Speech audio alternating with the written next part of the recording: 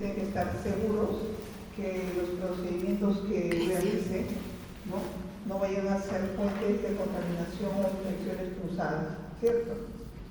Nadie lo va a estar supervisando, ¿no? Ya es su formación, su ética profesional, así como con la gente, ¿no? Que ustedes trabajen, ¿no?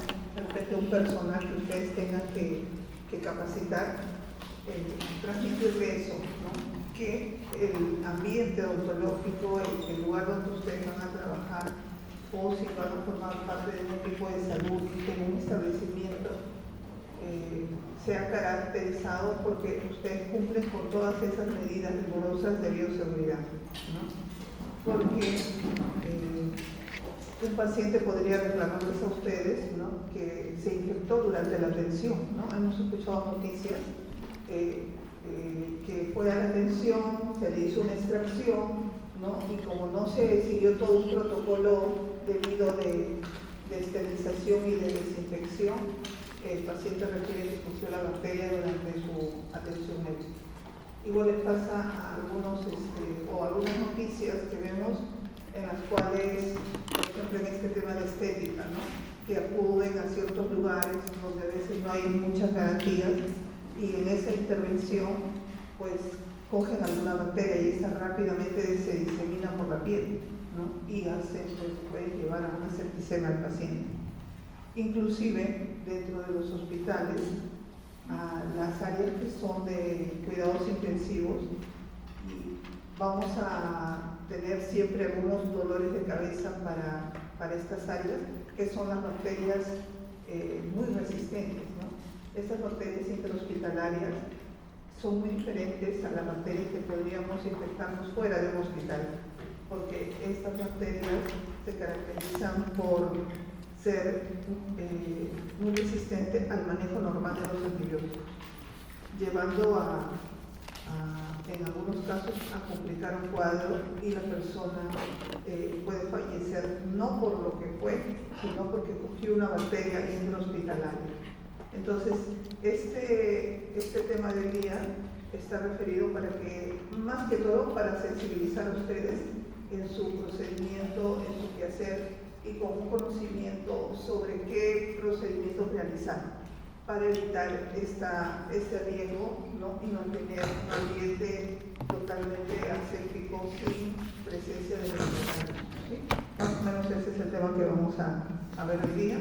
Hoy día veremos todo lo que es agentes físicos y químicos para controlar el desarrollo de estos microorganismos, y la próxima semana está referido ya propiamente al tema de los antibióticos.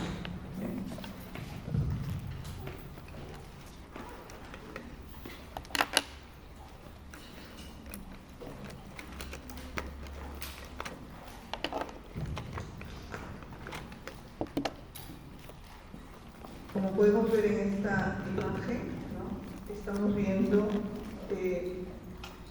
que hay un procedimiento muy básico que es el lavado de manos, ¿no es cierto?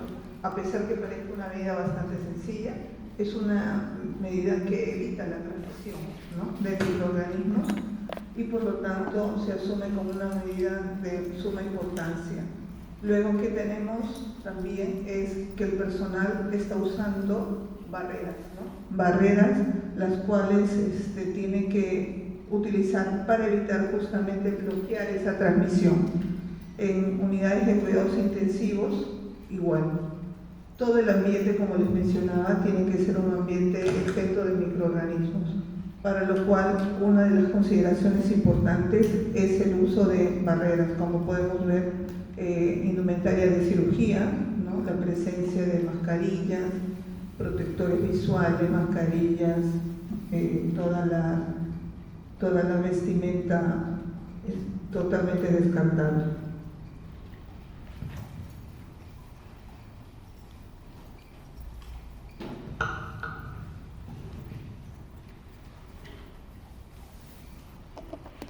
Estos antimicrobianos, nosotros podemos conseguir dos cosas: la esterilización como la desinfección. ¿Cuál es la diferencia entre ambos, entre esterilización y desinfección? ¿Cuándo hablamos de esterilización? ¿Cuándo hablamos de desinfección? ¿Será lo mismo? A ver, ¿qué me pueden decir? ¿Sí? Bueno, la esterilización es ya algo de más amplio aspecto, que ya elimina en realidad cualquier patógeno o bacteria que exista. Es un proceso más avanzado. ¿Y dónde marca la diferencia? Entonces, con uno me dices que es un proceso como que va a eliminar a cierto tipo o una mayor cantidad.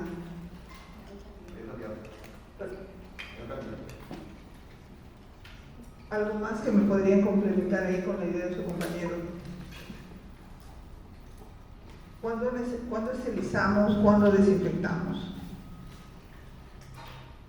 Cuando nosotros hablamos de esterilización, vamos a ver más adelante, es cuando uno elimina toda forma de vida, ¿no? Incluyendo bacterias muy resistentes, que son las bacterias esporuladas. ¿Recuerdan? Las bacterias esporuladas pueden sobrevivir en ambientes adversos, como hemos mencionado, sobre la tierra, sobre un material oxidado, en condiciones extremas. Y cuando hablamos nosotros de desinfección, vamos a disminuir lo que es carga microbiana, ¿no? Logramos bajar esa carga microbiana, pero no logramos eliminar toda forma de vida. ¿Cuáles serán? Tenemos aquí como referente a las bacterias esporuladas, ¿no? Las bacterias esporuladas en un proceso de desinfección no son eliminadas, ¿bien? Nosotros podemos desinfectar con ciertos procedimientos o agentes, como vamos a ver hoy día, como son los agentes físicos, agentes químicos y agentes mecánicos. Con estos tipos de agentes yo puedo conseguir, en algunos casos, la esterilización y en otros casos la desinfección.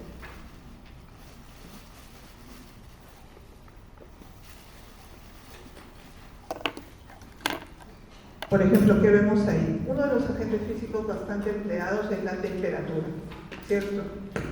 Y cuando hablamos de temperatura, podemos estar frente al uso del calor seco, el calor húmedo y el frío. Y otro agente físico también empleado es la radiación. Y entre ellas tenemos radiaciones ionizantes, como es la radiación gamma, y radiaciones no ionizantes, como es la radiación ultravioleta.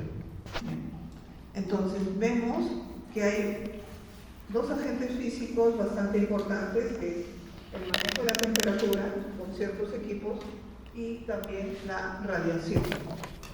Cuando hablamos de calor seco, estamos hablando de este aire caliente, ¿no? A una temperatura elevada, como podría ser cuando utilizamos un horno esterilizador. El flameado, al nosotros someter, por ejemplo, en la práctica la asa de siembra directamente al mechero, entonces estamos sometiendo a un calor seco, flameando nuestro instrumental. Incineración, vamos a ver más adelante que hay en algunas situaciones que el material está totalmente contaminado, que no deseamos conservarlo, sino descartarlo, ¿no? Pero no podemos desecharlo porque está sumamente contaminado y requiere ser incinerado. Cuando hablamos de calor húmedo, hablamos de ese vapor de agua caliente y tenemos acá a la ebullición, ¿no? Y al vapor de agua propiamente. Estableceremos algunas diferencias. Luego, el frío con la refrigeración. Cuando nosotros queremos conservar algo en la casa por un espacio de tiempo, lo sometemos a estas temperaturas frías que nos brinda la refrigeradora.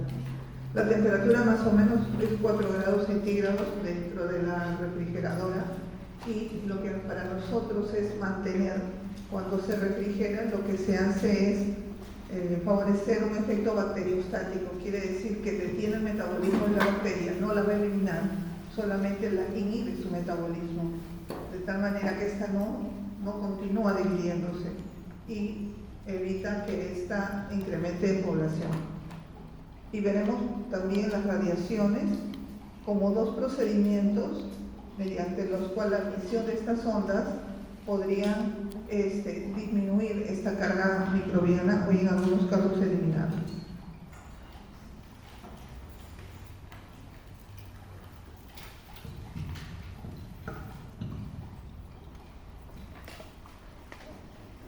Y dentro de los agentes mecánicos tenemos a la filtración, como la filtración clásica y la filtración aérea. Cuando ustedes filtran algo, ¿cuál es la finalidad? Que algo quede retenido y algo pase, ¿no es cierto? Yo voy a filtrar. Para este caso de la filtración clásica, nosotros, por ejemplo, si queremos esterilizar cierta solución, entonces vamos a utilizar unos filtros en los cuales en estos filtros queden atrapadas las bacterias. Y cuando hablamos de filtración aérea, igual, ¿no? Ciertos filtros que tienen varias capas y el aire que ingrese, supongamos, a este recinto, tendría que atravesar y todas las partículas de polvo, tierra, quedarían atrapadas, inclusive bacterias. Entonces, hay ambientes donde es bastante riguroso el aire que ingresa, ¿no?, a un ambiente determinado.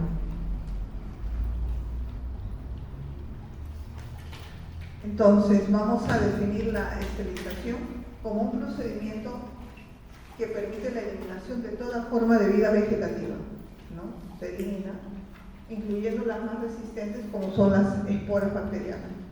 ¿Qué bacteria hemos visto en práctica que tiene espora? Clostridium tetani, también Bacillus subtilis, también tiene espora central.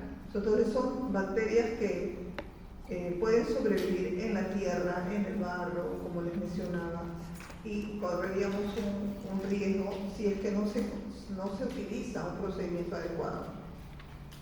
Luego tenemos a las micobacterias. ¿Por qué las micobacterias se consideran como un parámetro de esterilización? ¿Qué habíamos dicho del micobacterio?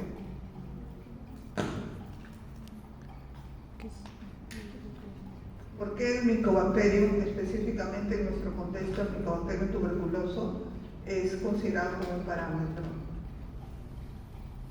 Así como son los referentes de esporas.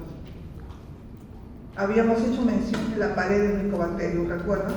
El Mycobacterium tiene una pared totalmente diferente, ¿no?, a estas otras bacterias, y además el Mycobacterium tiene mucha resistencia, ¿no? Entonces es una bacteria que también se considera como un parámetro de referencia. Los virus, también saben que hay algunos virus que tienen envoltura y otros que no presentan cubierta o envoltura, y los hongos. Entonces, con la esterilización vamos a eliminar todo, ¿correcto? Eliminamos bacterias esporuladas, micobacterium, virus, hongos, eliminamos toda forma de vida. Entonces, si ustedes van a atender en el consultorio, van a atender a un paciente, tienen que estar seguros, ¿no es cierto?, que el instrumental está debidamente esterilizado.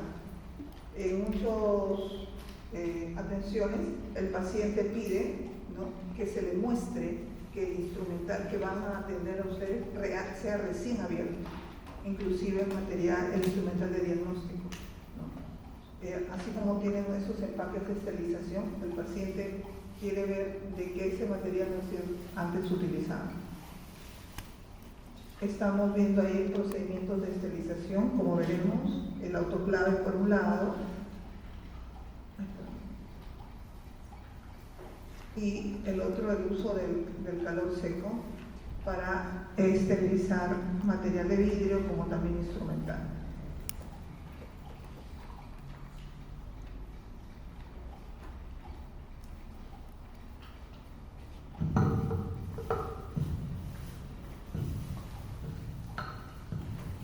¿Por qué medios puedo conseguir la esterilización? Bajo ese concepto de que hay que eliminar toda forma de vida, tenemos el calor húmedo. El calor húmedo mediante el equipo del autoclave y también otro procedimiento que es la mineralización, el calor seco y las radiaciones ionizantes con la radiación gamma. Cuando ustedes, en el consultorio odontológico, consultorio dental o en otro servicio, por ejemplo de otorrino, de ginecología, donde se va a utilizar instrumental, se puede observar un horno esterilizador, ¿no es cierto?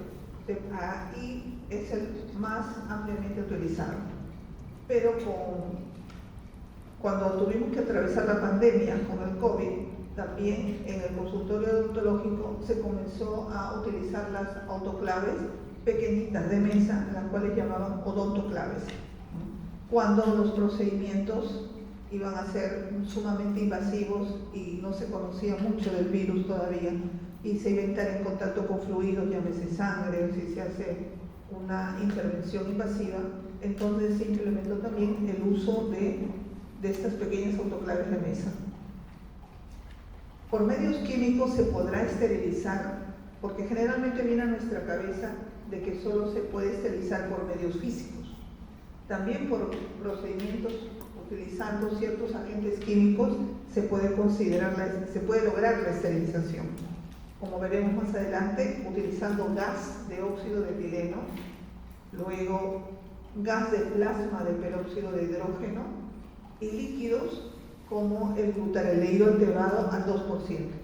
Ese es ampliamente utilizado en el ámbito odontológico, el glutareleido al 2%, sobre todo cuando salen de campañas, ¿no?, donde de repente no hay acceso a corriente eléctrica o a llevar un equipo, se utiliza este agente químico, ¿no?, para lograr un procedimiento de esterilización. Importante que recuerden esto, ¿ya?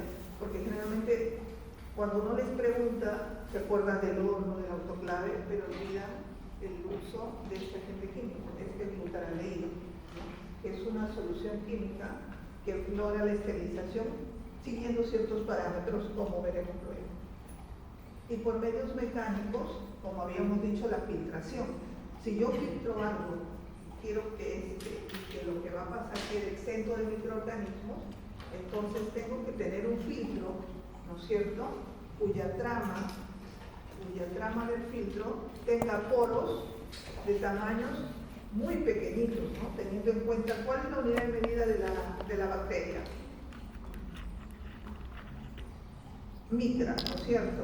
Entonces, y los tamaños varían. Hemos visto que las bacterias pueden tener 0.5 micras, 1 micra. Entonces, estos filtros que se utilizan en la filtración también van a requerir filtros cuyos poros sean tan pequeños que las bacterias pasen o queden atrapadas. Van a quedar retenidas, van a quedar atrapadas en el filtro y lo que va a pasar va a estar exento de microorganismos. ¿Bien?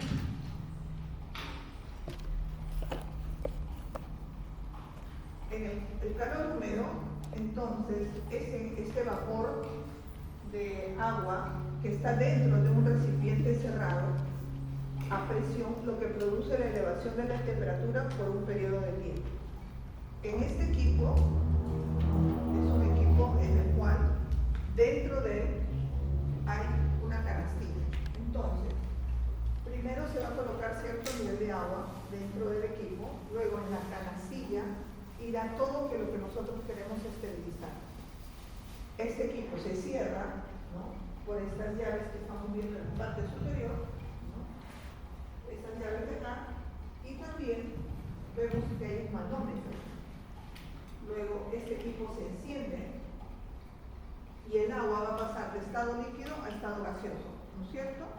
Ahora, este vapor de agua que se está generando va a ejercer una presión. Esa presión la vamos a ir chequeando en el manómetro, va a ir subiendo, subiendo, subiendo, cuando la temperatura llegue a 121 grados centígrados, como lo exige el protocolo, ¿no? Y luego vamos a tener que esperar un espacio de tiempo de 15 minutos. En esos 15 minutos, donde el vapor de agua está viajando en el interior de este material que queremos esterilizar, va a ir eliminando toda forma de vida. El calor húmedo produce la desnaturalización y coagulación de las proteínas y afecta la estructura secundaria y terciaria de estas proteínas. Nos estamos refiriendo, ¿no?, a estas proteínas que van a formar parte de estas bacterias, ¿no? Lo que queremos eliminar acá son microorganismos, bueno, principalmente bacterias, ¿no? Entonces, ¿a qué nivel va a actuar este calor húmedo? Es alterando, desnaturalizando las proteínas.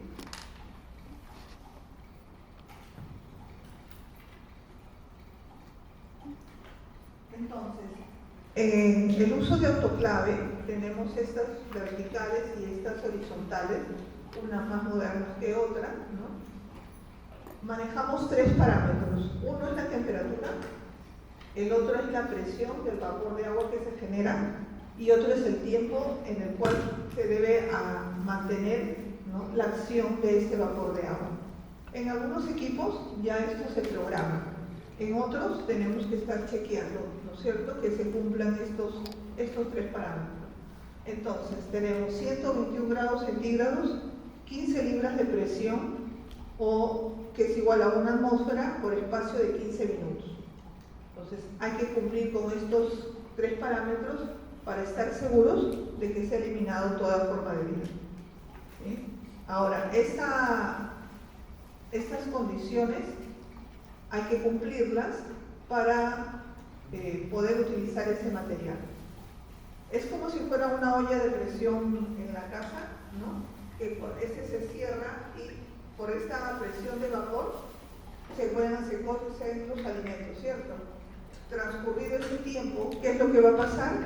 Hay que destapar la válvula para que salga ese vapor de agua caliente y luego, una vez que enfría, recién abrir. Nosotros, nuestros materiales, por ejemplo, los medios de cultivo que ustedes ven en sus mesas, esos previamente han tenido que ser estilizados por autoclave. Y toma su tiempo porque entre prepararlos, luego esterilizarlos, esperar que el equipo se enfríe, para luego retirar el material, los medios de cultivo, plaquearlos, ¿no?, controlarlos por 24 horas.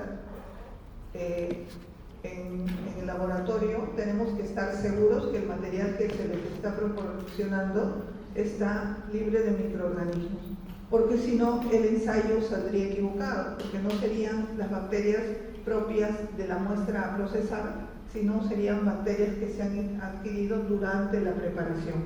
Entonces tenemos que cumplir rigurosamente con el procedimiento de esterilización. Entonces, recordar que se manejan tres variables: tiempo, temperatura y presión, con el uso del autoclave. ¿Qué podemos esterilizar? En la facultad tenemos nuestro centro de esterilización, ¿cierto? El centro de esterilización cuenta con autoclaves, también con hornos. En esta autoclave, ¿qué podemos esterilizar? Material textil, llámense ropa, gasa, vendas, también material duro como instrumental, material de vidrio, como están viendo en esos empaques, y líquidos hidrosolubles, como es el caso de nosotros para el curso de microbiología. Cuando preparamos los caldos de cultivo, los medios de cultivo, los agares, entonces necesitamos esterilizarlos. ¿Y qué procedimiento no me altera las condiciones? Es el autoclave. Porque si yo lo pongo en un horno calor seco, se secaría, ¿cierto? Se va a quemar porque va a perder el agua.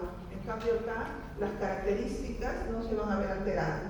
Entonces nosotros utilizamos para la esterilización, inclusive cuando se les presenta agua, suelo fisiológico estéril, agua destilada estéril, todo es mediante autoclave.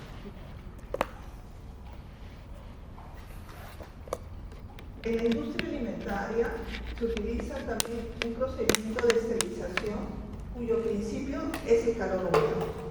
Este procedimiento se conoce como tindalización en honor a Tyndall, que describe este procedimiento. Es un procedimiento de esterilización fraccionada. Acá este material a esterilizar se somete a 80 grados centígrados por espacio de media hora. En ese lapso de tiempo, a esa temperatura, ¿qué se consigue? Se consigue eliminar toda forma de vida, pero no aquellas bacterias que presentan esporas, ¿no? ¿Con qué temperatura voy a lograr eliminar espora con calor húmedo? 121 grados centígrados. Entonces, lo que se hace es, ese material, miren, entonces hay una primera incubación a esa temperatura, ¿no? Y a 80 grados centígrados se somete el material. Pasa la media hora. Se supone que algunas de las bacterias han quedado eliminadas, pero ¿cuáles han resistido? Las esporuladas. Entonces, nuevamente este material se lleva a 3 37 grados centígrados por 24 horas. ¿Con qué finalidad estamos llevando esa temperatura óptima? Para que aquellas que hubieran quedado con esporas germinen y desarrollen su forma esporulada, ¿cierto? Entonces por ahí quedó. Nuevamente, estas se someten a esta temperatura de 80 grados centígrados por media hora. Las formas vegetativas serán eliminadas y por ahí haya quedado alguna forma esporulada, se repite nuevamente esto. Ese material o esas soluciones se llevan nuevamente a 37 grados centígrados para favorecer este paso a forma esporulada. Entonces, este ciclo se repite 3 veces hasta eliminar todas las esporas posibles en esto. ¿Y por qué se utiliza en la industria alimentaria? Porque no podemos poner de golpe una temperatura alta, porque alteraría las características del alimento. Entonces, ese procedimiento es fraccionado y no se puede someter a temperaturas muy altas, porque alteraría el alimento que se está elaborando.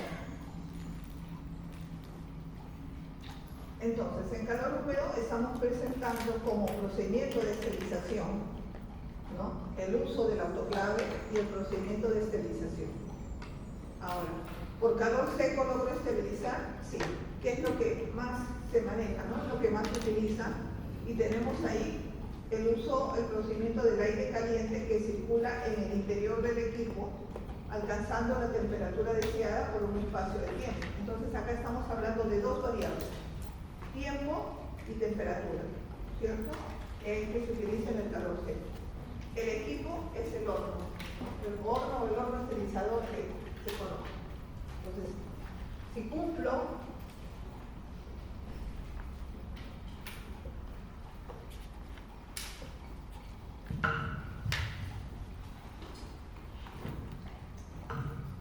con la temperatura que me mencionan, 180 grados centígrados, por espacio de 1 hora, logro eliminar toda forma de vida, logro esterilizar.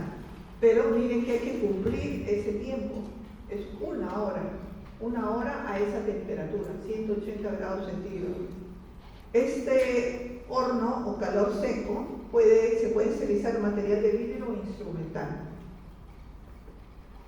Yo les decía de que esa clase más es de sensibilización, porque nosotros podríamos decir, ya un ratito, ya pasó media hora, ya seguro que ya eliminó todo. No. Ustedes ya al asumir esta carrera, porque ustedes igual, yo sé que siendo estudiantes igual van a comenzar a atender pacientes y todo, tienen que estar seguros, ¿no?, que el material que van a esterilizar haya cumplido, ¿no?, los parámetros requeridos. Entonces, ahora, esa es 1 hora, más la hora que se va a enfriar. Entonces, todo trabajo para la atención tiene que estar programado, ¿no? Si ustedes van a atender en la tarde, ese material ya debe haber estado esterilizado, ¿no?, ya el día anterior o en la mañana. Entonces, tienen que asumir la responsabilidad, ¿no?, que el procedimiento utilizado les asegure que no haya presencia de microorganismos. ¿Para menos tiempo se podría subir más la temperatura? Sí, como menciona, a 180 grados no es necesario, digamos, para menos tiempo, más temperatura, a eso me referiría, ¿no es cierto? Bueno, los estándares que se han establecido como referencia 180 grados centígrados, porque también de repente el material se podría alterar, ¿no?, las características del instrumental o el material de vidrio. El flameado, que es lo que ustedes realizan, ¿no?, de la importancia, es utilizar la llama directa del mechero, ¿no? Nosotros tenemos mecheros en este caso de alcohol, pero tenemos también mecheros de gas, ¿no? Por lo tanto, objetos menores, como puede ser en el ámbito de microbiología, el asa de siembra, las pinzas, ser sometidas a la llama del mechero, antes y después del procedimiento, ¿no? Porque esa asa de siembra o esa pinza que nosotros estemos utilizando va a estar en contacto con bacterias, ¿correcto? Y por lo tanto también puede utilizar este método de flameado para eliminar toda forma de vida.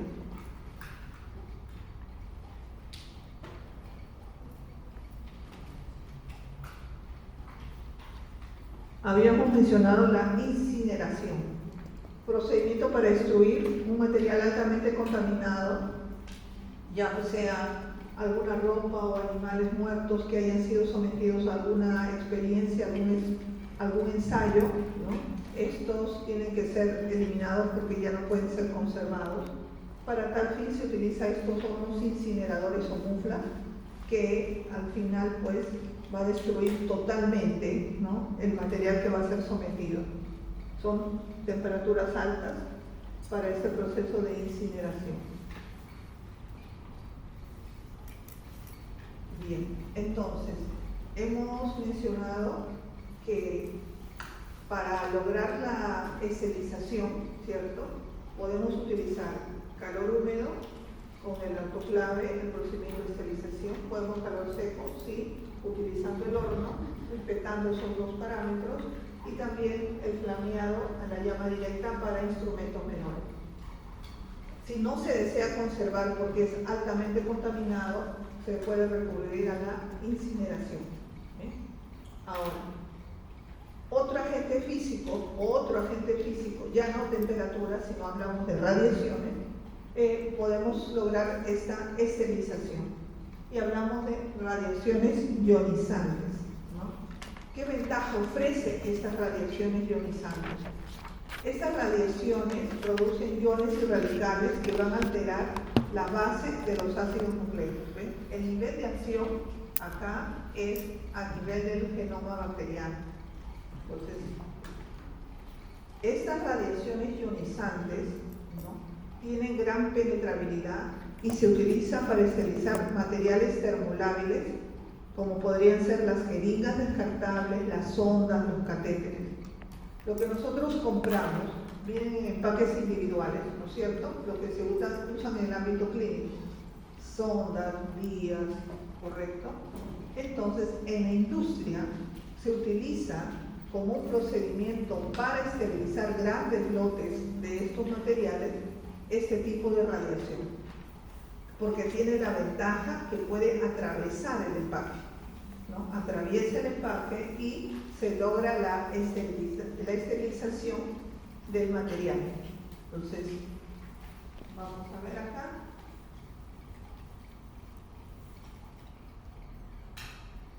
Y en este tipo de radiaciones tenemos a la radiación gamma, ¿no? Entonces, con la radiación gamma logro la esterilización. ¿Por qué? Porque estas radiaciones tienen mucha energía y un alto poder de penetración, siendo su fuente de emisión el cobalto C0. ¿Correcto? Se usan en industria médica, odontológica y farmacéutica. Vemos que las ondas emitidas pueden atravesar el papel, el plástico y parcialmente el plomo. Entonces, su poder de penetrabilidad es bastante alto. Entonces, fácilmente se puede utilizar para la esterilización de este material, ¿no?, descartable, que no podría ser sometido, por ejemplo, a una sonda o algo a temperaturas altas porque se alteraría, ¿no? En cambio, esta radiación gamma mantiene sus características y la ventaja es que ya podemos utilizar en empaques individuales de frente para uso en la industria médica. Como ven, diferentes presentaciones que estamos viendo en esta imagen, en las cuales se utiliza la radiación gamma, ¿no? Podemos ver instrumentales empacados, llámese guantes, hojas de bisturí, sondas y las mismas jeringas. En este caso, en este tipo de industria se utiliza la radiación gamma. Recuerden que es la radiación gamma. Estos rayos penetran los materiales, por lo que el producto se puede empaquetar previamente. Entonces son cámaras donde se van a someter en la industria médica grandes lotes de estos materiales. Habíamos mencionado otro procedimiento, pero ya mecánico, que era la filtración, ¿no? Para lograr la esterilización. La filtración permite la remoción de todos los microorganismos presentes en un líquido o en un gas, los cuales van a ser retenidos sobre la superficie de un material. Miren acá, ese es un sistema de filtración, ¿no es cierto? Nosotros, esto acá se va a generar un vacío y vamos a pasar nuestra muestra a esterilizar a través de un filtro. En este filtro, conocido como un filtro de membrana, ¿no? Está colocado acá arriba, y ese filtro de membrana va a tener una trama, como les había mencionado, con poros sumamente pequeños. Entonces se genera un vacío, pasa, y lo ideal es que este material quede exento del microorganismo. ¿Cómo compruebo eso? Ese filtro que hemos colocado arriba, ¿no? Este filtro, luego se coloca sobre un agar, como están viendo ahí. Se lleva a incubar esa placa y luego se va a ver si hay o no presencia de colonias bacterianas. Y en este caso, en este esquema, se representa que ha habido un crecimiento de colonias en la superficie del filtro. Entonces, quedaron atrapadas las bacterias a la hora de pasar por el filtro, ¿no? Y yo me aseguro que el material que he filtrado ya está exento de microorganismos. Es una manera de control también. Así como hay este sistema, también tenemos estos sistemas, digamos, que son mucho más prácticos, pero para volúmenes menores. Estos filtros nos venden de diferentes poros y se adaptan a una jeringa de 10, ¿no? Una jeringa grande, pues una jeringa de 20, y se hace pasar la muestra y los microorganismos van a quedar atrapados en ese filtro de membrana. Por ejemplo, cuando se hacen trabajos de investigación y yo estoy probando una solución, ¿no? Pero durante el ensayo, yo como me aseguro que mi solución que yo estoy probando está exento de microorganismos, puedo utilizar esos filtros, porque las bacterias van a quedar retenidas en estos filtros de membrana. Entonces, es una manera, digamos, práctica de asegurarnos de lo que vamos a probar esté exento de microorganismos utilizando esos filtros. Este método es para esterilizar sustancias líquidas termolábiles. Se hace pasar por la solución a través de la membrana que presenta poros cuyo tamaño es menor al de una bacteria, inclusive el de algunos virus. Las membranas pueden ser de varios materiales, como menciona, que puede ser nitrocelulosa o nylon. Estos son los filtros que les estaba mencionando. Los poros pueden variar de 0,20, 0,2 micras a 1,2 micras, porque hay diferentes tamaños de bacterias, ¿cierto? Entonces, miren, en esta microscopía electrónica se demuestra de que al haber utilizado filtros de membrana con poros de 1 micra, los estreptococos quedan atrapados. Ahora, para el caso de la levadura, que es una levadura que es Saccharomyces cerevisiae, con filtros de 2 micras, ya son filtros más grandes, ¿no? Pero como estas levaduras son grandes, van a quedar atrapadas.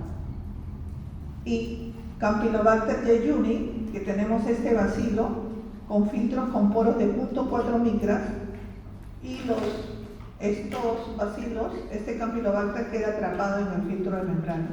Para mencionarles que sí tiene utilidad, sobre todo en el ámbito de investigación, el utilizar este tipo de filtración, que le llaman filtros de membrana, ¿no? Para que queden atrapadas en estos poros y las bacterias no pasen.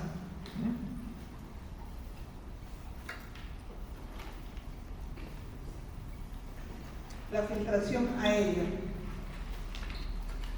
En este caso, bueno, que se ha superpuesto, pero podemos entender que es una eliminación mecánica para esterilizar el aire que va a pasar a un ambiente, y el aire atraviesa todo un espesor que está formado por varias capas. Este filtro tenemos prefiltros donde se va a retener el polvo, ¿no? Las partículas, luego un filtro de carbón activado donde quedan retenidos los gases y olores, y luego un filtro EPA, que es en el cual se van a quedar atrapados muchas bacterias, virus y algunas partículas, que serían este filtro utilizado, ¿no? En la filtración aérea. No sé si ustedes recordarán que en el tema, cuando estábamos en el COVID, mencionaron que en España, creo que era en Europa, muchas de estas casas de gente de adulto mayor había habido problemas justamente con estas áreas por el uso de estos filtros, ¿no? Y porque estos virus, en este caso del SARS-CoV-2, estaba quedando atrapado en esos filtros de membrana, ¿no? En esos filtros para la filtración aérea. Es importante mantener un ambiente exento. Entonces, se había tenido que chequear y al parecer no había habido una renovación, porque esos filtros hay que cambiarlos, ¿no? Y el aire que estaba ingresando a estas casas, ¿no? De personas mayores, y están ingresando un aire sumamente contaminado.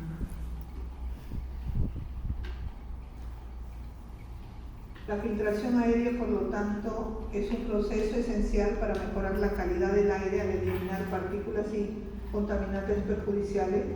Se utilizan diferentes tipos de filtros diseñados para capturar y retener partículas contaminantes en el aire. Estos están compuestos por filtros que tienen varias capas, como han visto en la imagen anterior: papel, fibras sintéticas, carbón activado, y el que es, digamos, el más riguroso son los filtros EPA, que reducen la cantidad de alergenos en el aire, bacterias, algunos virus, los filtros EPA.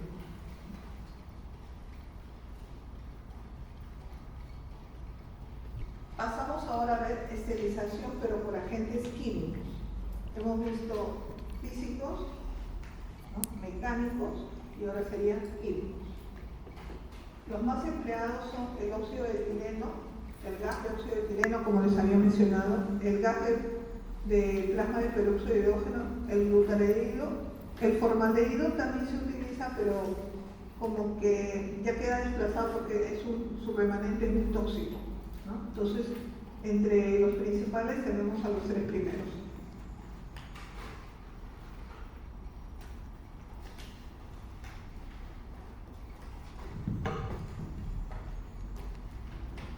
El gas de óxido de etileno.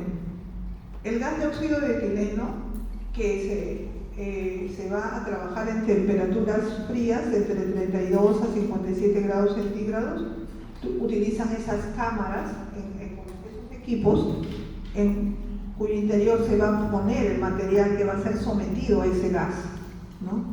Pero, miren, por un espacio de 8 a 10 horas va a tener que ser sometido ese material, ¿no? A este gas. Luego debe ser enjuagado con agua estéril antes de usarlo, por ser muy cáustico, y se utiliza para la esterilización de materiales termosensibles y plásticos. Este tipo de esterilización se utiliza en el ámbito hospitalario, ¿no? En el ámbito hospitalario, en sus centros de esterilización, para utilizar ciertos materiales o equipos, lo van a esterilizar con gas de óxido de etileno. ¿Bien?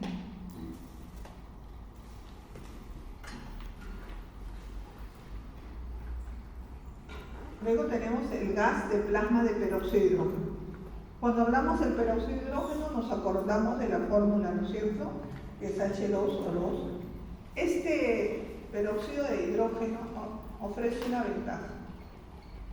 El proceso en los cuales se somete a este gas, ¿no? Es también a temperatura 55 grados centígrados, no requiere temperaturas altas como lo que hemos ido mencionando al inicio, el cual esteriliza los dispositivos médicos por el vapor del peróxido de hidrógeno dentro de unas cámaras y por medio de una estimulación electromagnética.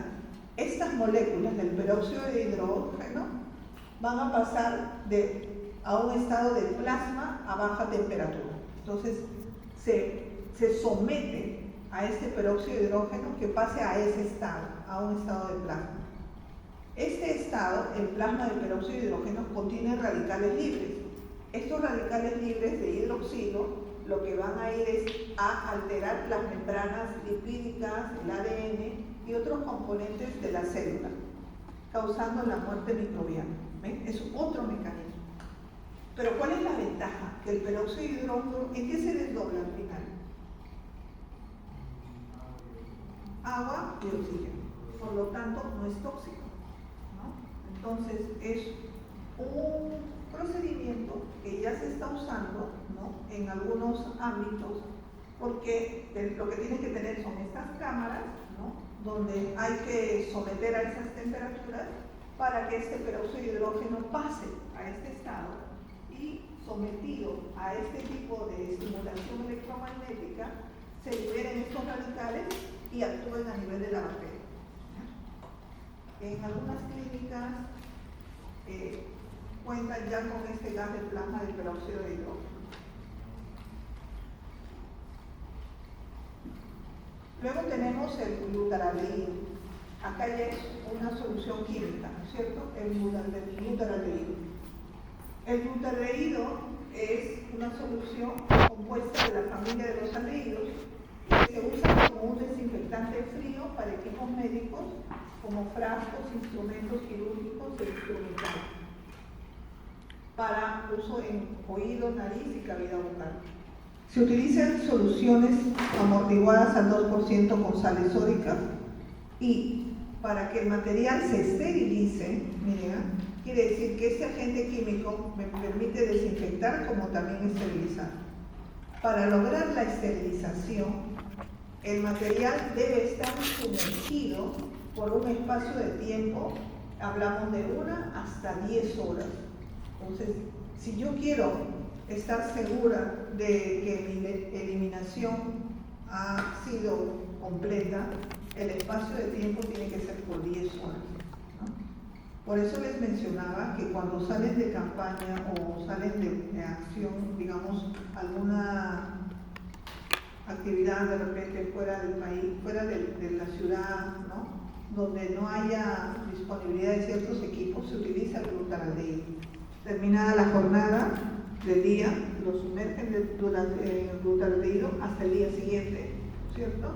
Y con eso logramos la esterilización, ¿no? Eliminamos la presencia de microorganismos. Como ven en la imagen, estas soluciones ya vienen prácticamente activadas o para mezclar con estas sales y se sumerge en el instrumental dentro del glutaraldehído. Acá en cirugía usan glutaraldehído también, ¿no? Glutaraldehído al 2%.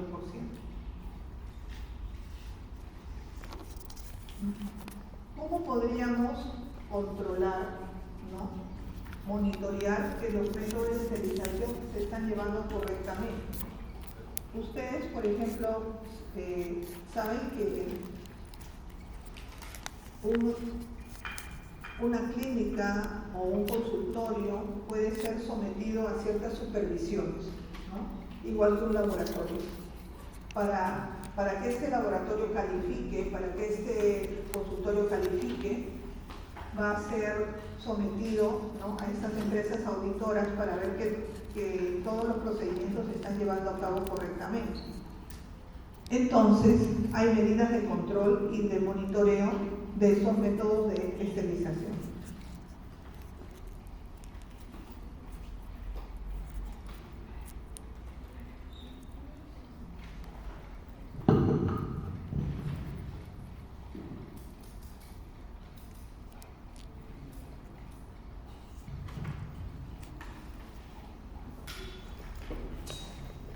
Entre los indicadores físicos tenemos dispositivos mecánicos que deben estar incorporados en los autoclaves y estufas. Por ejemplo, en estos equipos el termómetro debe estar funcionando correctamente, ¿no?, para que la temperatura que se alcance, pueden venir y supervisar y ver que ese termómetro no funciona, entonces no podríamos asegurar que se alcanza la temperatura. El mismo, los manómetros donde se registra la presión y los timers o los relojes de tiempo que nos van a indicar que se está cumpliendo con los parámetros, ¿no? Sugeridos.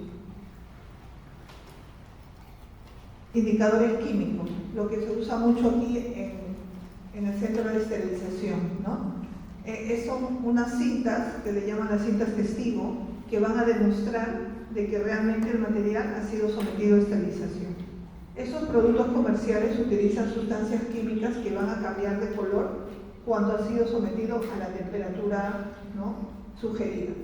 Entonces, ustedes hacen su empaque de su instrumental y le ponen la tirita y la cinta testigo. Esa cinta tiene que cambiar de color, lo cual les asegura a ustedes que el material ha sido debidamente esterilizado. ¿Bien? Entonces,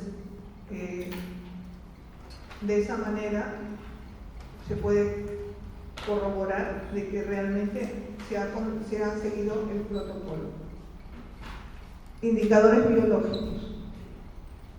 ¿Por qué podríamos utilizar un indicador biológico? ¿No? El indicador biológico son dispositivos que portan una determinada concentración de esporas de bacterias. ¿Bien? Entonces tenemos, ya sea en tubos, ¿no?, en un medio, estas esporas, y para autoclave se emplea cintas de esporas de Bacillus stereothermophilus, y para horno o estufa, calor seco, Bacillus subtilis variedad nigra. ¿En qué consistiría este indicador biológico? A ver, si ustedes tienen en un tubito, ¿no es cierto?, una bacteria esporulada y quieren monitorear para ver si el autoclave está funcionando como debe ser, ¿no? Yo intencionalmente voy a colocar mi tubo que tiene a esta bacteria esporulada. En el caso del autoclave hablamos de Bacillus stereothermophilus, ¿cierto? Entonces termina mi ciclo de autoclave, retiro mi material, retiro ese tubito donde he puesto intencionalmente a esta bacteria. Si yo siembro, ¿debe crecer o no la bacteria? No debe crecer, por eso le llaman un indicador biológico. Ahora, para facilitar la cosa, utilizan un tubito, pero que ya tiene un sustrato con un indicador de pH. Entonces, yo saco el tubito, lo incubo, quiere decir de que si está viva la bacteria va a metabolizar el sustrato, ¿cierto? Y va a cambiar de color. Entonces, quiere decir que no logré la esterilización. ¿Bien? Entonces, si yo pongo mi tubito con la bacteria en este medio y no veo ningún cambio, significa pues de que la bacteria quedó eliminada. Entonces, ¿cuál es el referente acá? Utilizar bacterias que tienen estas esporas. Así como hay en medios, también hay tiritas, ¿no? Estas tiritas se someten también al proceso de autoclave. Yo luego saco la tira, coloco la tira sobre un agar. ¿Crecerá o no crecerá la bacteria? No debe crecer, ¿no es cierto? No debe crecer para yo estar seguro que ha seguido un proceso. Estas pruebas las venden justamente para este monitoreo en un laboratorio, por ejemplo, que quiere calificar, ¿no? Tienen que ser periódicamente controlados con este tipo de indicadores también, ¿no? Obviamente que el indicador físico tiene que estar funcionando bien, ¿no? Estamos hablando, y estos indicadores biológicos nos ayudan a demostrar que el procedimiento se está llevando correctamente. Hasta aquí lo referido a esterilización, ¿no es cierto? Ahora, habíamos dicho que había diferencia con respecto a la desinfección.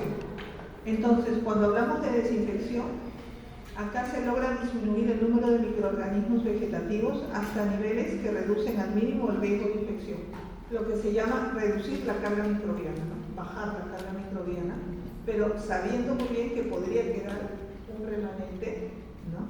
Pero permanecerán resistentes aquellas que forman el fondo.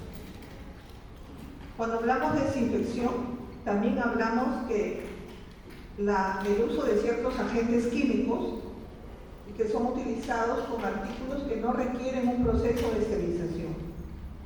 No todo necesita ser esterilizado, dependiendo, ¿cierto? Si algo va a ser de contacto, va a ser invasivo, ahí aplicar un poco el criterio, ¿no? ¿Cuándo desinfectamos? ¿Cuándo esterilizamos? En esa imagen, ¿qué estamos viendo? ¿Cómo podrían describir ustedes esa imagen? Están utilizando un agente químico, ¿no es cierto? Lo han embebido en un paño y estamos friccionando, ¿no?, sobre una superficie.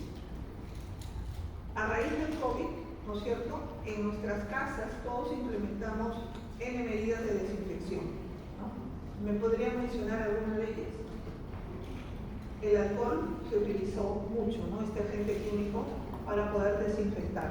No solo nuestras manos, inclusive desinfectábamos todo lo que ingresaba a la casa, ¿no?, todo lo que se compraba, porque no se sabía cómo se transmitía ese virus.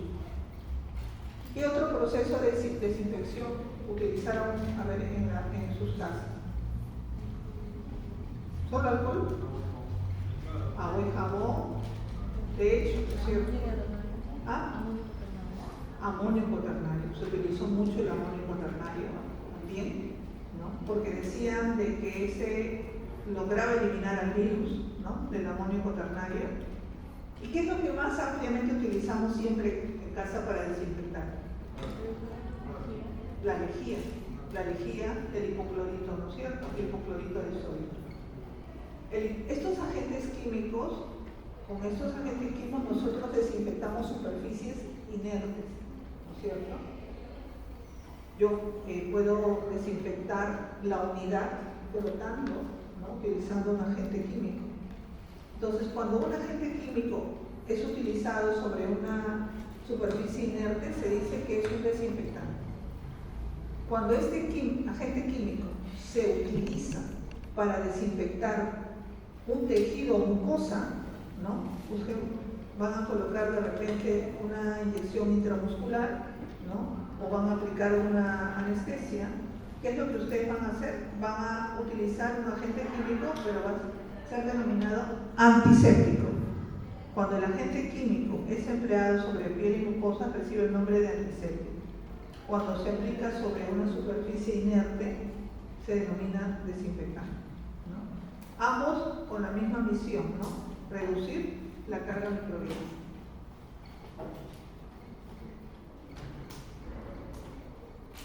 Cuando hablamos de desinfección, también hablamos de niveles de desinfección.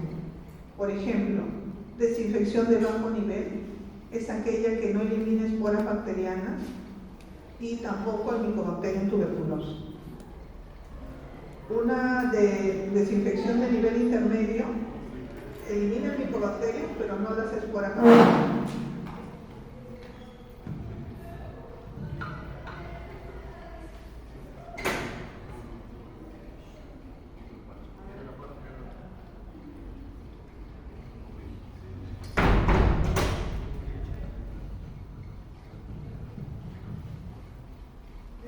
Con la lista.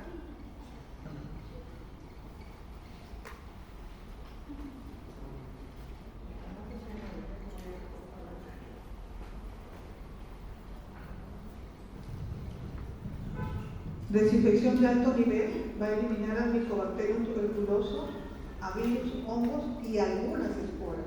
Digamos que ese límite, ¿no?, una desinfección de alto nivel con un procedimiento de esterilización. Por eso dice algunas esporas, porque si ya eliminar esporas, estaríamos frente a un procedimiento de esterilización, ¿cierto?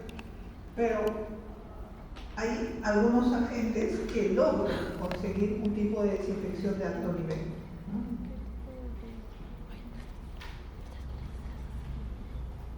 La ebullición es considerado un procedimiento de desinfección. ¿Por qué? ¿Por qué habíamos dicho no entra dentro de la esterilización? ¿Qué temperatura se alcanza con la ebullición? 100 grados centígrados, ¿no? Pero las esporas son eliminadas con 100 grados centígrados. Es por eso que la ebullición nos ayuda mucho, ¿no?, para disminuir carga microbiana, pero podríamos corriéndonos el riesgo de que exista la presencia de una bacteria esporular.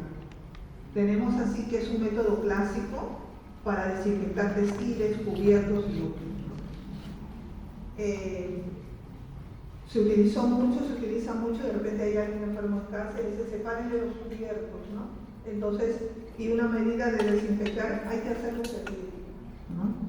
O su ropa de cama, antiguamente todo lo que era sábanas, todo se hacía hervido, ¿no? Era un procedimiento clásico que se utilizaba para desinfectar.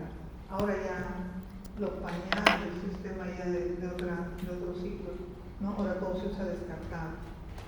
Pero como todo tiende a dar vuelta, hay situaciones, ¿no?, de que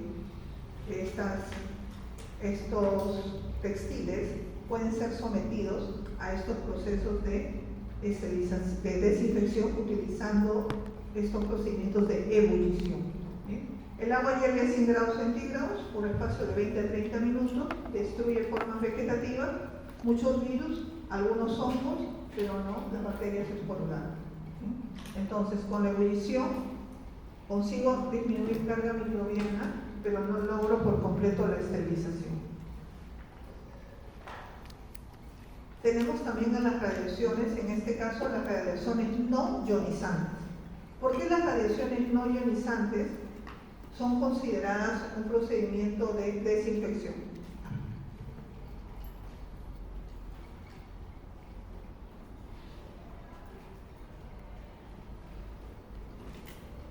Dentro de este grupo tenemos a la radiación ultravioleta. La porción ultravioleta del espectro incluye todas las radiaciones que van de entre 10 a 390 nanómetros. Las longitudes de onda alrededor de las 254 nanómetros son las que tienen acción bactericida. Entonces, el UV en este rango entre 200 a 295. Tenemos 3 clasificaciones para el UV, el UVA, el UVB y el UVC. El UVA tiene una mayor longitud de onda, ¿no? El UVB entre los 280 y los 320, y el UVC, el tipo de radiación ultravioleta, que se sitúa en este intervalo de 280 a 100 nanómetros. El rango que se utiliza de la radiación ultravioleta con capacidad germicida está alrededor de los 254 nanómetros. Entonces, estas lámparas de UV que se utilizan para disminuir carga microbiana están en esa longitud de onda, de 254 nanómetros aproximadamente, considerando un rango entre los 200 a los 295 nanómetros. ¿Por qué? Porque esta radiación ultravioleta no se concibe como un procedimiento de esterilización.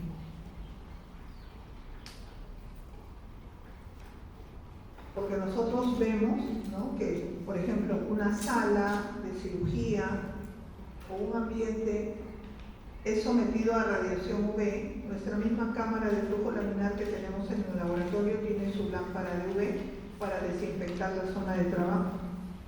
Estas rayos UV, los microorganismos se van a ver alterados porque va a actuar a nivel del ácido nucleico, ¿no?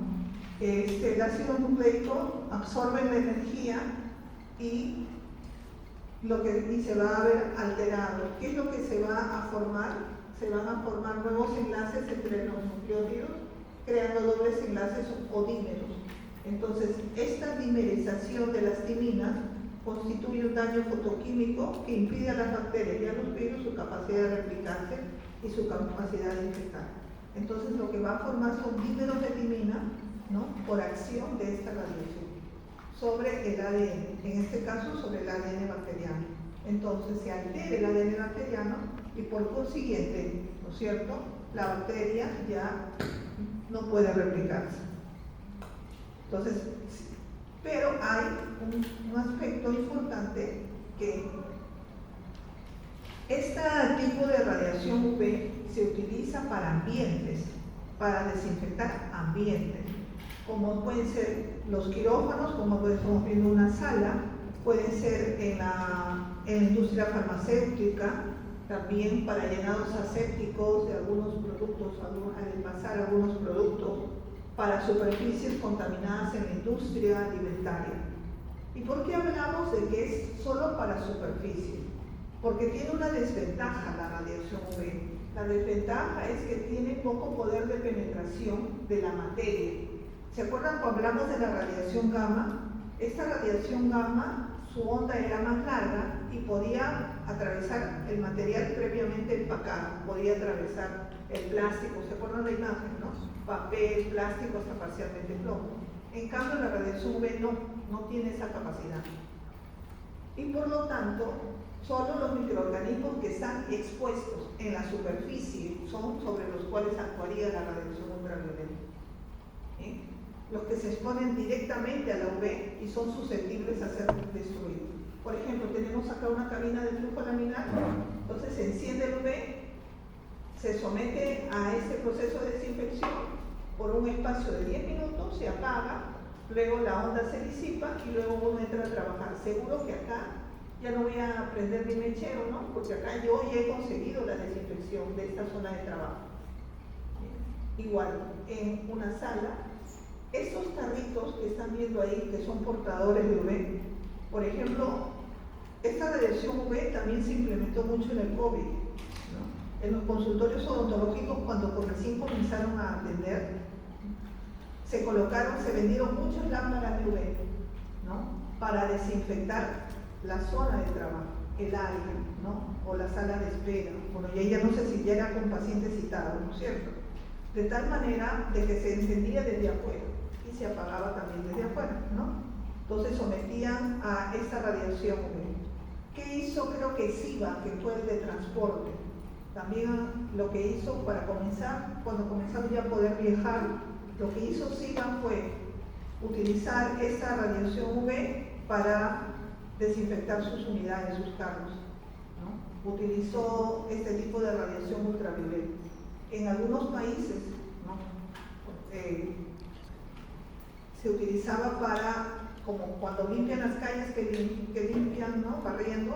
En otros países también se utilizaban estos carritos de UV para desinfectar estas zonas, ¿no? Entonces, donde se aplicó mucho este tipo de radiación ultravioleta, como ven, para desinfectar áreas expuestas, porque no tiene la capacidad de atravesar el material. En práctica, espero que podamos hacer una experiencia de esto. Como hemos visto, dos agentes físicos, como es la temperatura y la radiación UV, como un procedimiento de desinfección, ahora nos vamos a referir a estos agentes químicos.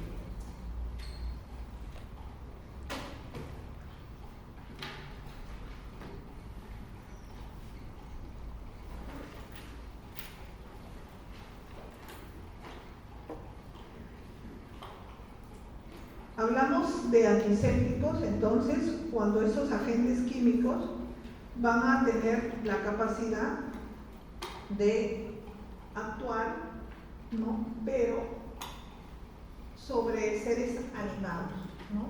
Piel y mucosa.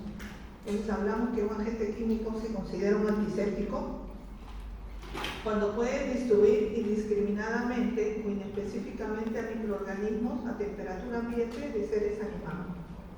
Lo que se utilizó mucho en el caso del COVID, que fue el alcohol, ¿no? Ampliamente utilizado.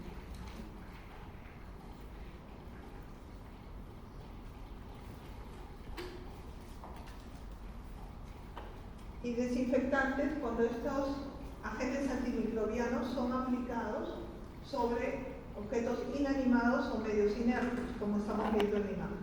Entonces, un desinfectante, un antiséptico.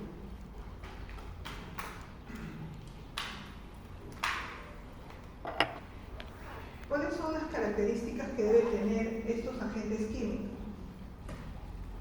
Que deben tener una elevada actividad antimicrobiana aún diluido. Quiere decir que al diluir, no pierda su actividad. Entonces, no hay necesidad de utilizarlo sumamente concentrado, sino que una característica importante es que al ser diluido pueda todavía ejercer acción. Amplio espectro. que pueda actuar sobre un amplio rango de microorganismos, bacterias, algunos hongos, ¿no? De ser estable y mantenerse activo, no ser tóxico para los tejidos, no ser corrosivo para el material sobre el cual se va a aplicar, ser biodegradables y que posean sustantividad, que es una característica importante de los agentes químicos utilizados en el ámbito odontológico. ¿Y qué entendemos por esa sustantividad? Es una cualidad que mide el tiempo de contacto entre una sustancia y el sustrato en un medio dado. Entonces, ese tiempo en que va a estar el agente químico sobre ese sustrato, llámese una mucosa también, ¿no? Tiene que ser mantenido en el tiempo. Al tratar infecciones dentales es una cualidad muy importante, ya que el agente antimicrobiano necesita cierto tiempo de contacto con el microorganismo para inhibirlo e eliminarlo. Entonces tiene que tener como que en un espacio de tiempo mantener su acción, ¿no? Acuérdense que ustedes van a aplicar un irrigante, van a utilizar alguna pasta, y esa pasta no va a actuar ahí mismo, ¿no? Va a tener que actuar en un espacio de tiempo, ese irrigante también. Por lo tanto, es importante que tenga una alta sustantividad. Es como cuando un desinfectante, cuando lo promocionan, dice que tiene acción residual, ¿no? Utilizamos ese desinfectante, voy a eliminar, pero su capacidad va a mantenerse por un espacio de tiempo, que tiene acción residual. No es que solamente presiono el aerosol o el spray y va a actuar ahí, no, sino que en un espacio de tiempo todavía se mantenga su capacidad de desinfección.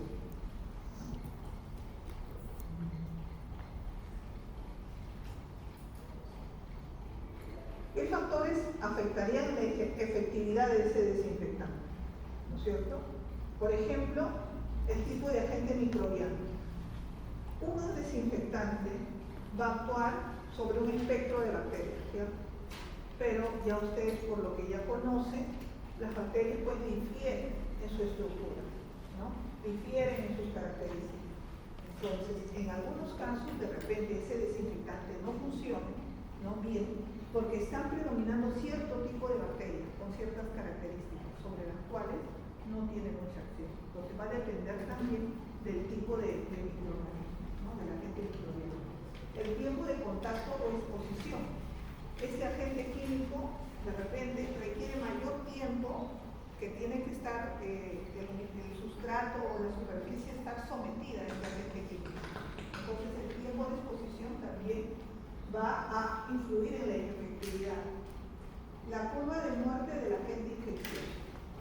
Ustedes con el doctor Mendoza han visto que las bacterias describen una curva de crecimiento, ¿cierto? Todas describen al mismo tiempo.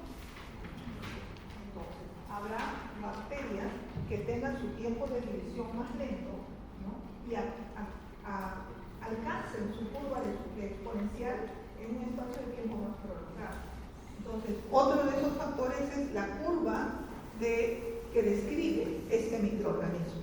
Entonces ya vienen cosas muy puntuales, ¿no es cierto? Ya muy propias del microorganismo sobre el cual tendría que estar. Por ahí falla este desinfectante. Bueno, es que predomina este tipo de bacterias que tiene tal o cual característica.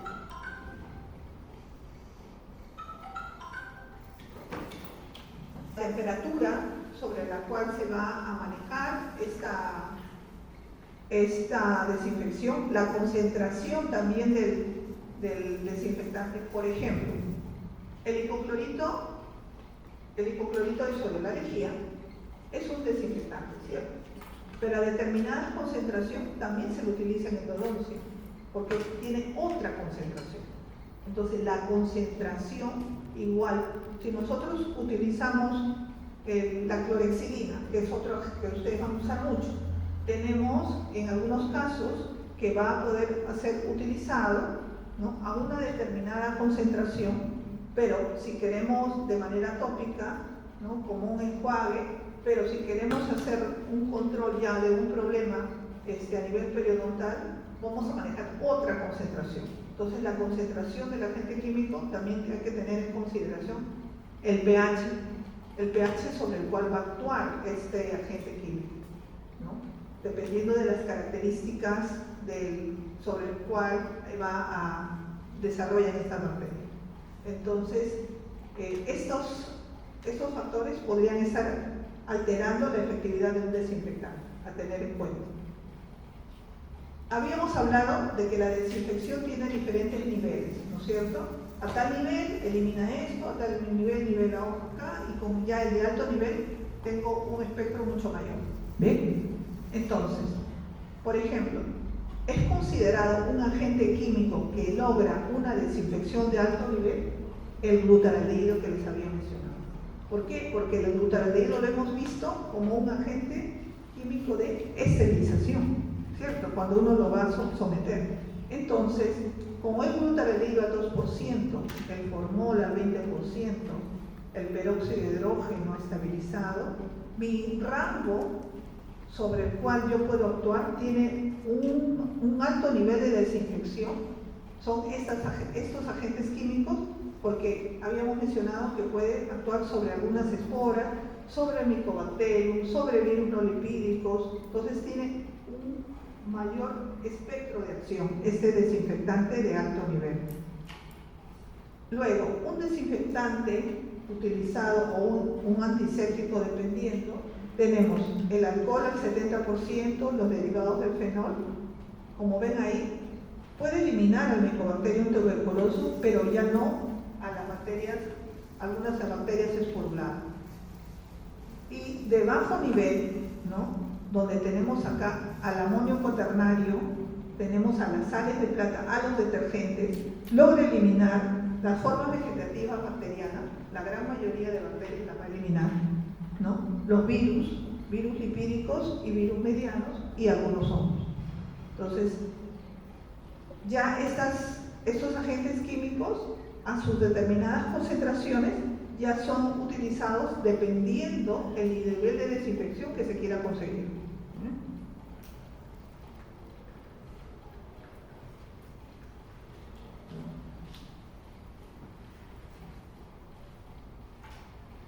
Los agentes químicos van a tener diferentes mecanismos de acción, ¿cierto? Quiere decir que van a actuar a cierto nivel de la bacteria, ¿correcto? Por ejemplo, hay algunos agentes químicos que lo que van a hacer es actuar a nivel de la membrana citoplasmática o de la pared celular bacteriana. Entonces, inmediatamente tiene que venir a mi mente cuál es la estructura de la pared bacteriana, cómo es esa membrana bacteriana. Entonces, ¿qué agentes químicos actúan a nivel desorganizando la membrana, alterando la pared?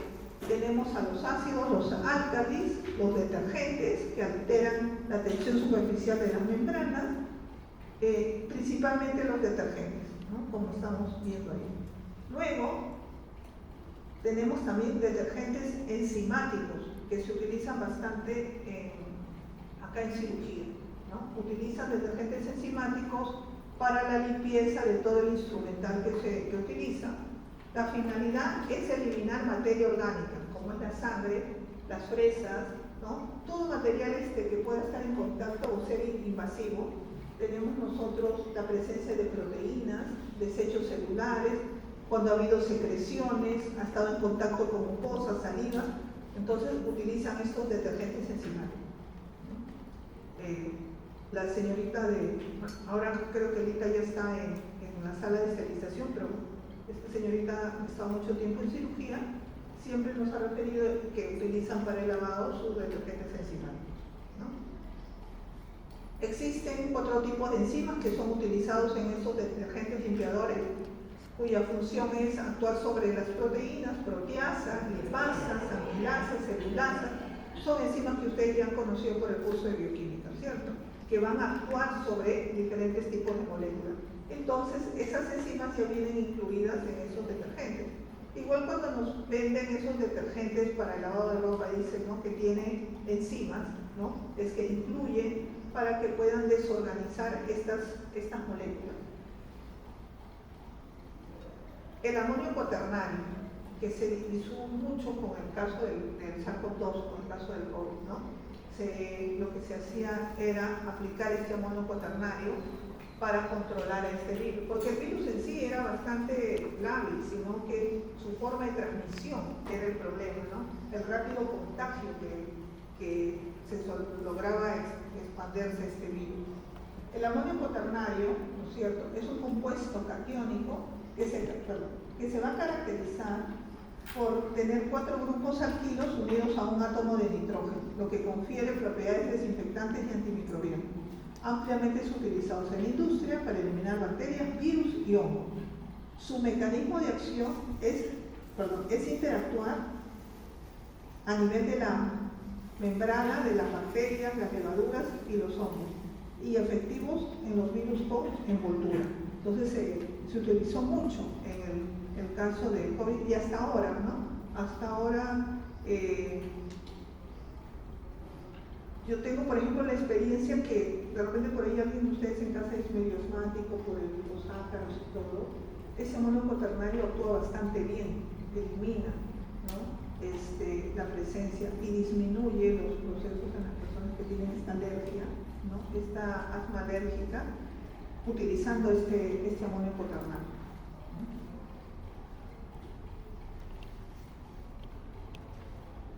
Ahora, habrá otros agentes químicos que actúan a nivel del ADN bacteriano. Entonces, ¿dónde es que se va a qué nivel del ADN se va a alterar? Lo que va a hacer es interactuar con los grupos sulfidrilos de las nucleoproteínas. Entonces tenemos acá otro tipo de agentes químicos que actúan a ese nivel. Bien, entonces, de todo lo escuchado, que hay desinfección, esterilización, que hay que seguir los protocolos para estar seguros, ¿no?, de la eliminación de tal o cual microorganismo. Todo este conocimiento es importante para aplicarlo como medidas de bioseguridad, ¿no es cierto? Ya teniendo criterios, no usar por usar, no usar porque a mí me parece que ya está calientito, ya mató, ¿no es cierto? Yo ya apliqué tal o cual desinfectante. Entonces, hay que tener presente, teniendo todo este ya panorama un poquito más concreto, la importancia de las medidas de bioseguridad, ¿no? Cuando hablamos de bioseguridad, es prácticamente un comportamiento que uno asume, ¿no es cierto? Entonces, son un conjunto de normas o procedimientos cuyo objetivo es disminuir o minimizar o eliminar factores de riesgo biológicos que puedan llegar a afectar la salud, la vida de las personas, o puedan afectar el medio o el medio ambiente. Por ejemplo, si esto lo llevamos al consultorio, vemos prácticamente de que tiene que haber un control de la infección en el ámbito odontológico, para el cual utilizan barreras, ¿no?, que ustedes utilizan bastante bien. Tienen que seguirse procedimientos de descontaminación, desinfección y esterilización, que no es lo mismo, ¿no es cierto?, que tienen que aplicarse en el consultorio. El tratamiento especial de material punzocortante, que tiene que ser totalmente descartado, y el tratamiento de desechos. Hoy en día se respeta mucho el medio ambiente, ¿no es cierto? Entonces tiene que haber un manejo adecuado. En los consultorios en algunas municipalidades ya les exigen a los consultorios qué empresa es la que va a recoger sus residuos biológicos, ¿no? Ya no es como que lo voy a eliminar con cualquier material de eliminación. No, la municipalidad le exige al consultorio odontológico que haga mención qué empresa de manejo de desechos es la que va a recolectar sus desechos, ¿no?, contaminados.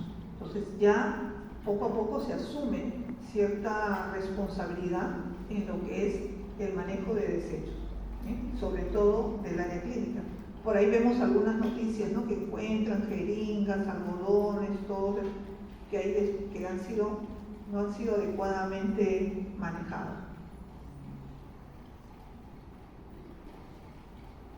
Entonces, en los procedimientos odontológicos, ustedes son conscientes que se van a generar aerosoles, ¿cierto?, los cuales se pueden diseminar en el ambiente, el cual va a dejar suspendida bacterias, ¿no?, patógenas, creando un alto riesgo de infección.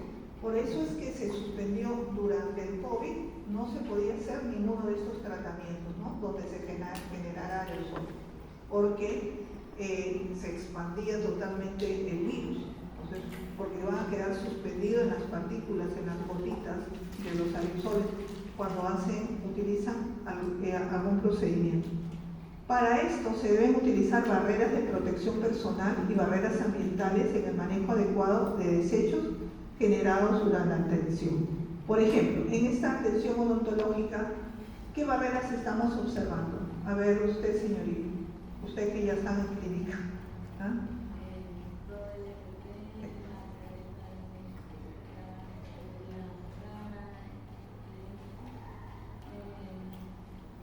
Eso es en lo personal, ¿no es cierto? ¿Y hay ahora alguna medida que sea para el mobiliario también?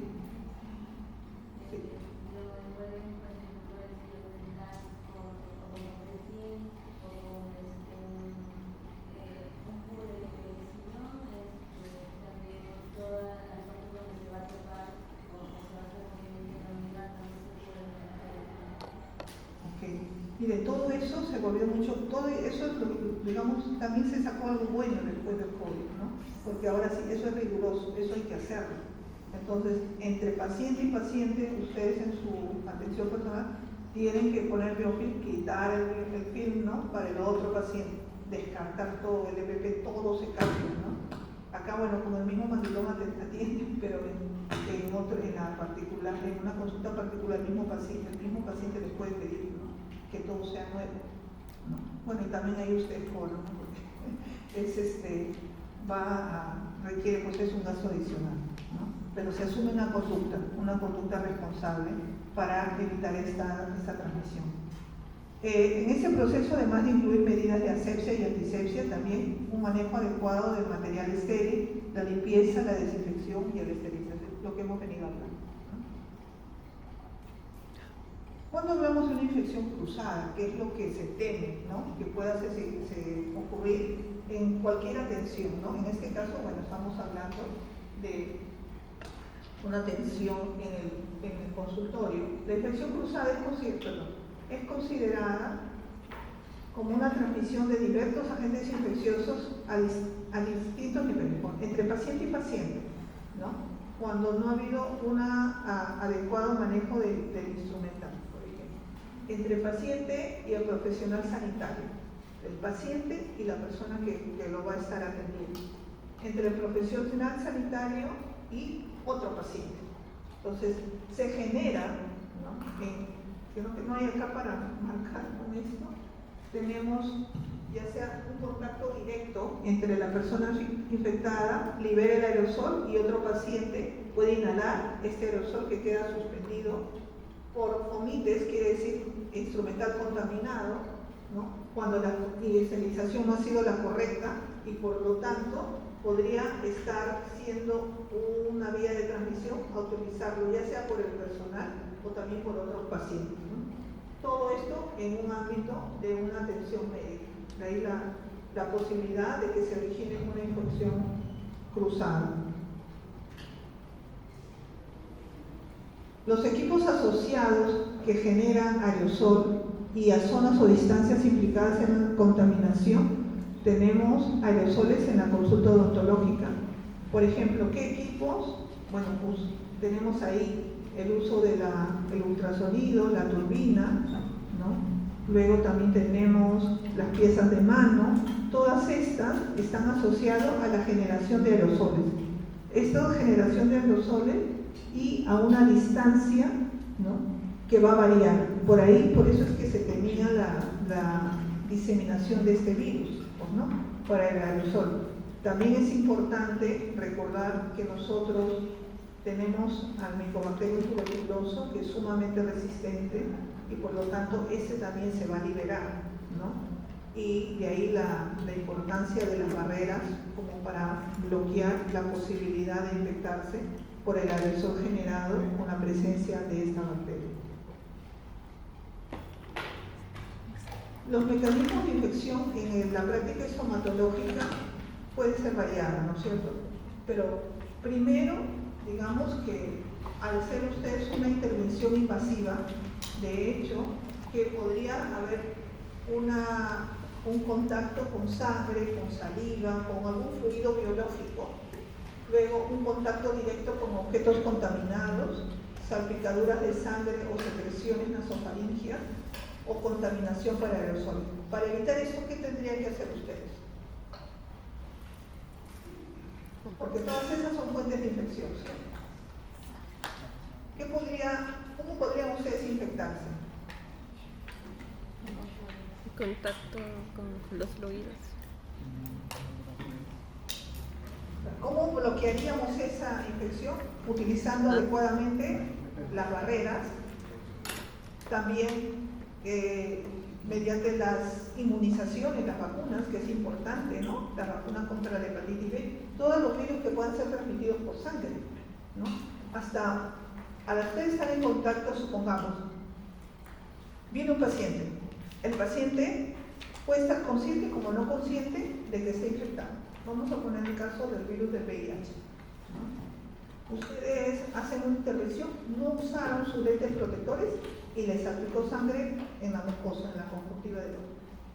O hicieron una intervención y se hincaron con la aguja, ¿no? ¿Hay riesgo o no hay riesgo? Hay riesgo, ¿cierto? Entonces, por eso les digo, la clase más que todo es para sensibilizarlos a ustedes de la importancia de todo esto, ¿no? De estar seguros de sus procedimientos de esterilización, el uso de las barreras correctamente, ¿no? Porque todo paciente es potencialmente infeccioso, porque ustedes no saben, ¿no? El mismo paciente tampoco de repente no sabe, ¿no? Entonces, y la importancia acá de la historia clínica, que a veces ustedes ya no quieren hacer, que le gana el tiempo, rapidito, nada más, no. La historia clínica del paciente también, ¿no? Nos debemos tener información sobre el estado de salud también de tu paciente. De que ocurren accidentes, ocurren, ¿no? Porque muchos casos de algunos egresados acá que me han contado que cuando han ido al Serum, que han tenido que ir allá por el Quito, por ahí tuvieron ahí también su accidente, o acá que no, que un ratito nada más, que les voy a poner justo de salsita en el ojo.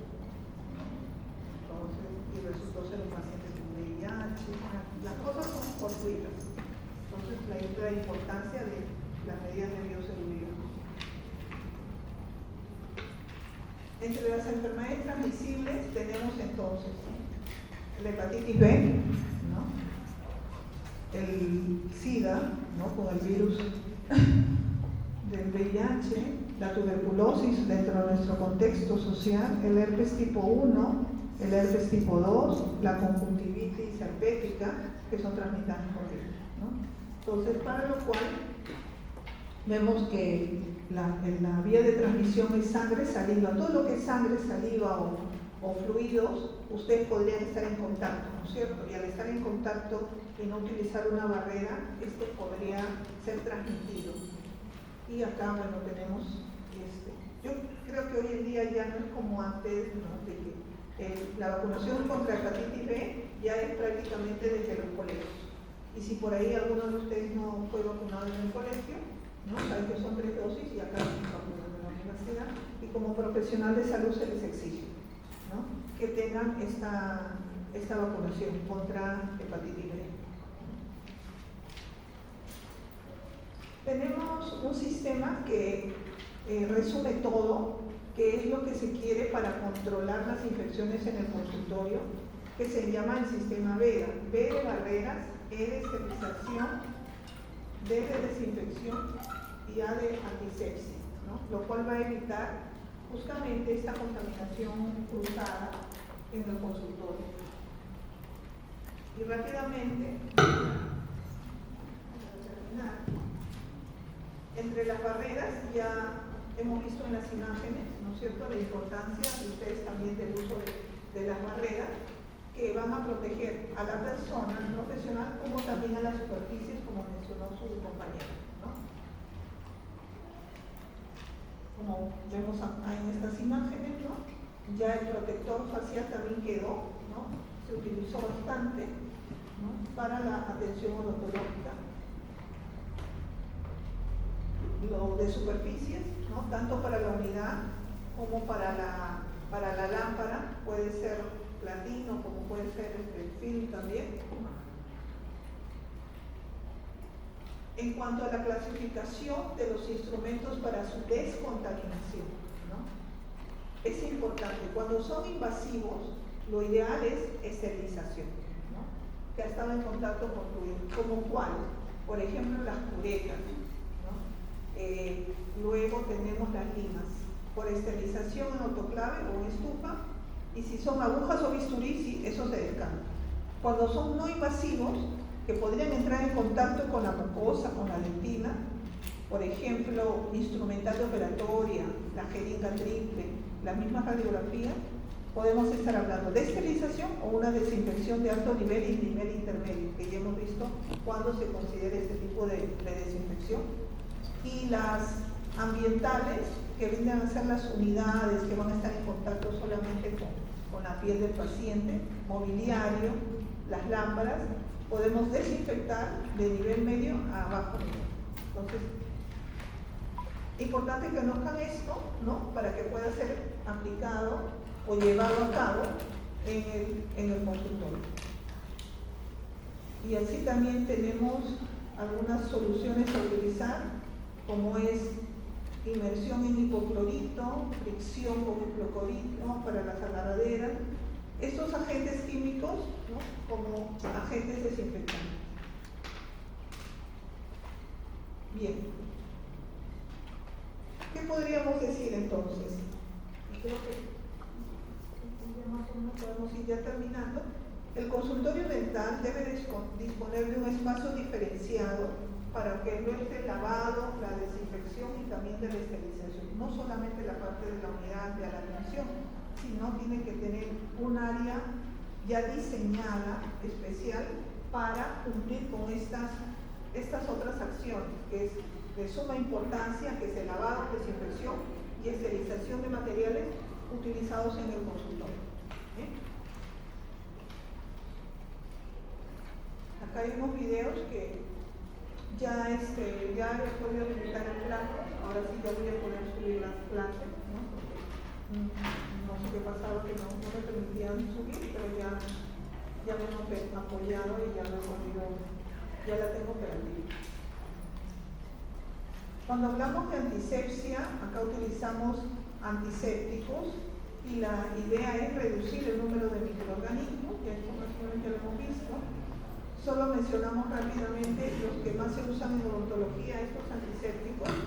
La clorhexidina, como les había dicho, a dos concentraciones diferentes, el agua oxigenada, compuestos yodados y fenoles. Todos estos antisépticos ampliamente usados, ¿no? En el ámbito odontológico. Y acá tenemos el gluconato de clorhexidina, que se estabiliza y penetra en las membranas de la bacteria en dos concentraciones y de amplio espectro, porque actúa sobre gran positivas y sobre gran negativas. El peróxido de hidrógeno, también acción oxidante sobre la membrana, eficaz para virus, hongos y bacterias gram positivas. Y tenemos en diferentes también porcentajes. La iodopovidona a nivel de las proteínas y enzimas, y dependiendo del porcentaje, su aplicación. El hidróxido de calcio, utilizado mucho en endodoncia, también. Acá imagínense las bacterias que colonizan los conductos vasculares, ¿no es cierto? Entonces, la finalidad es que eliminar toda presencia de presencia de bacterias, ¿no? Al hacer la obturación, todo eso tiene que estar libre de esos conductos, no presencia de microorganismos en esta cámara pulpar. La presencia de esos microorganismos va a ser controlada en algunos casos utilizando ciertas pastas que utilizamos. Se hace mención del hidróxido de calcio porque tiene propiedades sobre los lipopolisacáridos. ¿A qué nivel encuentro lipopolisacáridos en la bacteria?